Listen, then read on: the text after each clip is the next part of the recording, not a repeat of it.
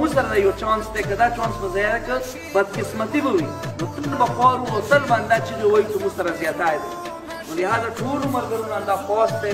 امید دره به دی چې دې ټیم ګوره خفګانونه مسلې مسایل دا په یو کور کې وي فردي داسې مثال لري لکه یو کور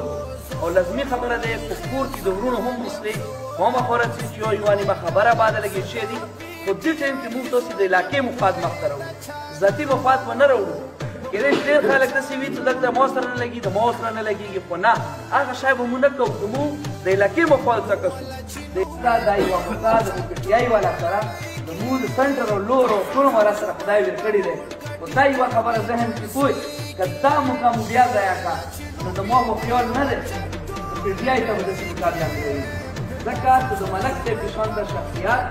د هغې کې په یوه لحاظ سره انشاءالله کمای نه شو بیا ورسره مرغوستی و دا صرف دغې واجب غوندې دی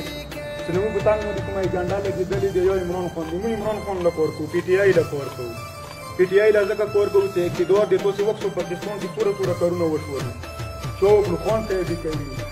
خو د موږ علاقه په کوم سنټرکور هم دی که هغه لشرزي دي که هغه مسعودي دي که هغه پړاچمکني دي